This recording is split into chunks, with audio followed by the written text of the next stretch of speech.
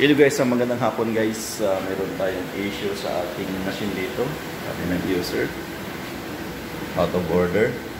So, ang issue nito guys, pag in-start mo siya, yan, started. So, naglalak, normal. So, after that,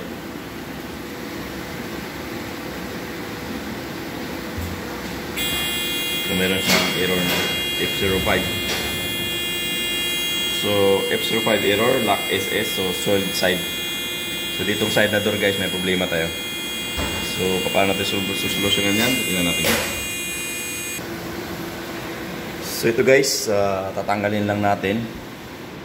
Ano natin? Merong, yan. So, yung may problema dito. So, yan. So, tatanggalin lang natin yung ating connector muna. Ayan.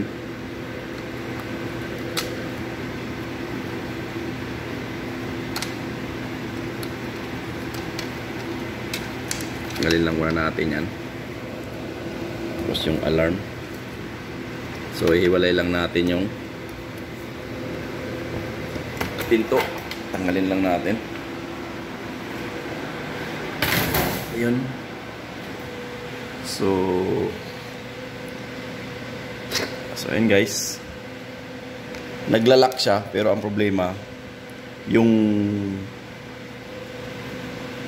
SO2, ito yung sensor guys, na sensor ng door, na ibig sabihin nakalock na siya. So bukod dun sa door na door switch na SO3, ayan, SO3, SO2, ito naman yung motor M16. So yung SO2 guys, ito yung sensor ng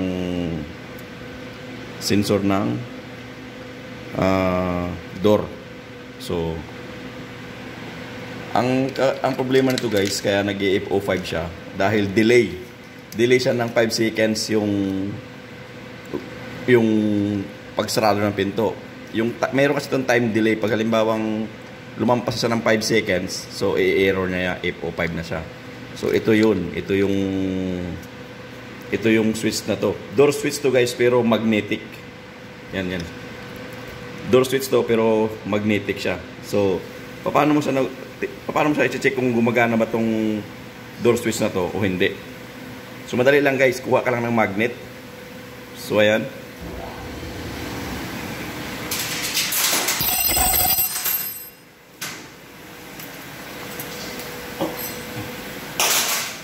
So, kuha ka lang ng magnet. Tapos tetesterin mo lang yan guys kung alam mong buo ba yung sensor na yan. Kasi common na issue pag nag-SO5, F05, ito yung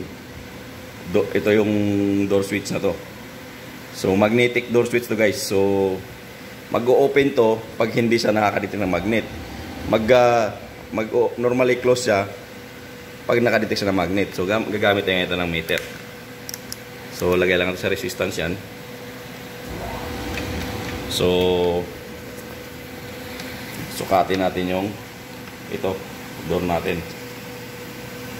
So, para malaman natin kung buo yung ating magnetic door. So, yan. Ayan.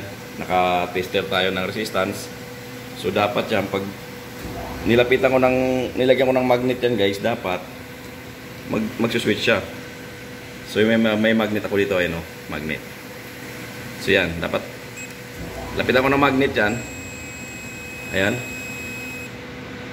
So ibig sabihin, okay yung ano natin guys. Okay yung ating door switch magnet. So wala lang sang madetect na magnet. Kasi nga guys, pag halimbawang ganito kasi yan. Pag once na nagsara to, mag-close tong door na to, pag yan nag-close, dapat tong door switch na to mag-normally close. So ibig sabihin wala siyang magnet na nadidetect. Kahit i-adjust mo yan guys kung saang ibang lugar, ibang side. So wala pa rin siya. So ayan, i-adjust ko siya. Ayan, wala siyang madidetect na magnet. So meaning, ang problema natin is yung magnet dito sa door. May magnet dito sa pinakaloob nitong pinaka-door switch. So nandito yung may problema natin guys. Wala tayong problema sa mga component dito. So ang may problema natin is yung nagdi-detect ng magnet dito sa loob nitong door na to. So yan ang bubuksan natin. So bubuksan natin yan. Yan, bubuksan natin. So tatanggalin natin itong door. Matrabaho lang.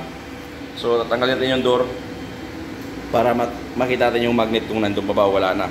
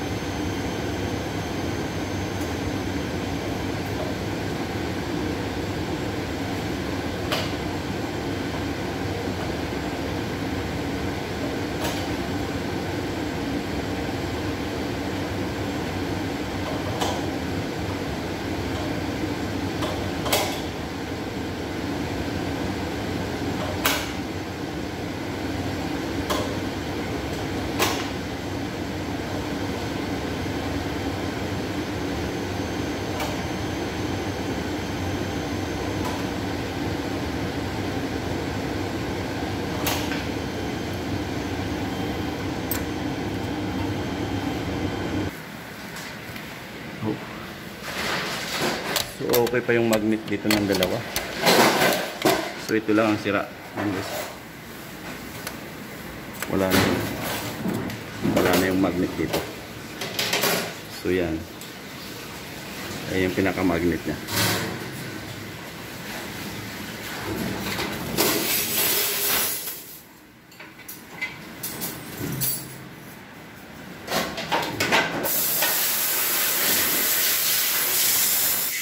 So wala na magnet.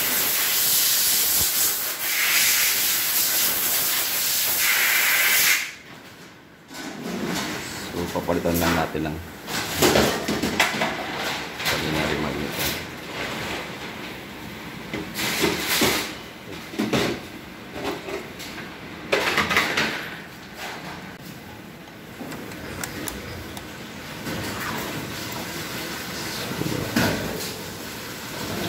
Natin ang bagong magnet yan. So hold this one.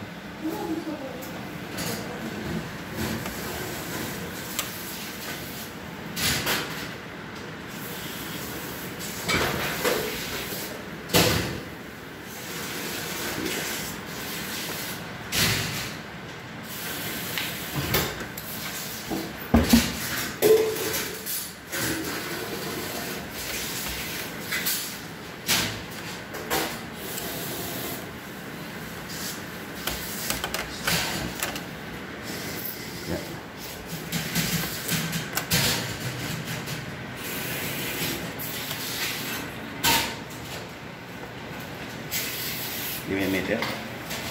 Give me a minute.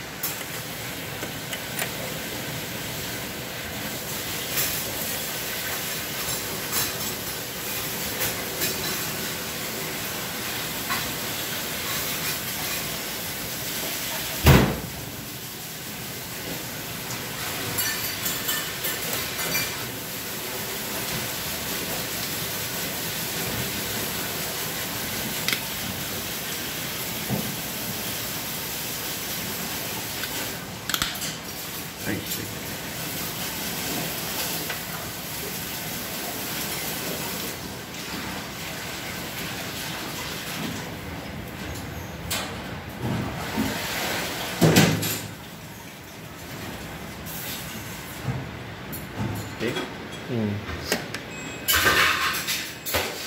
Oh, it's okay.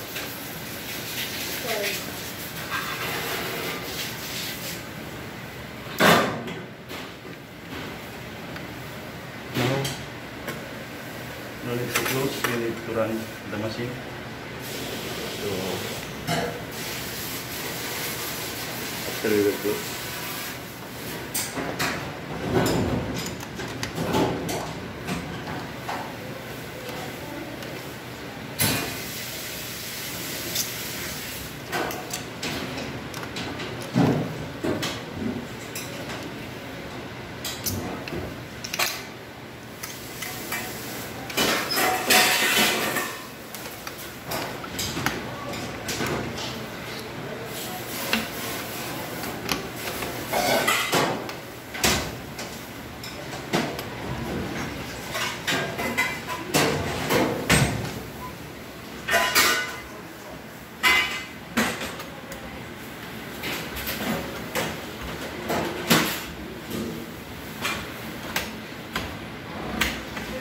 So this one not hitting this switch. Hold on.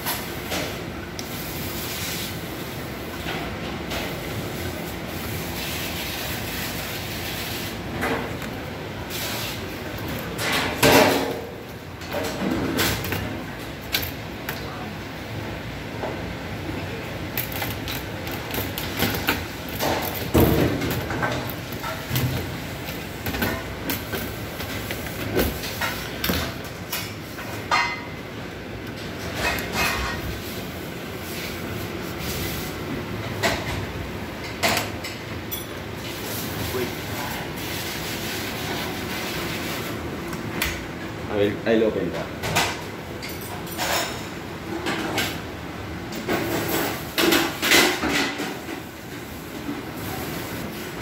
Halas na what?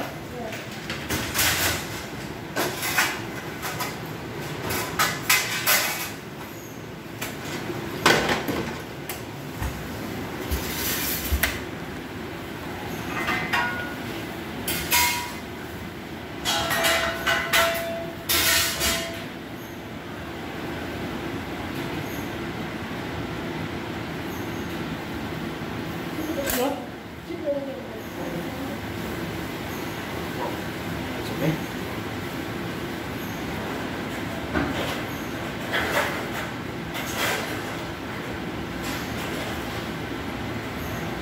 Okay.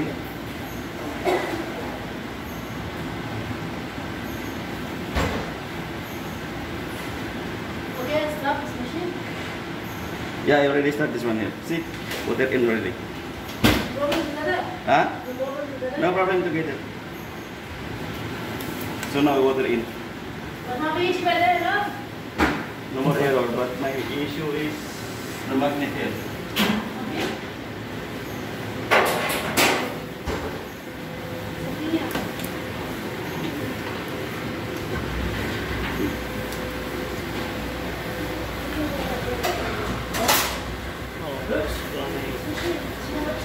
No, it's running. So the issue is this magnet. So the magnet is here in the magnetic sensor detection.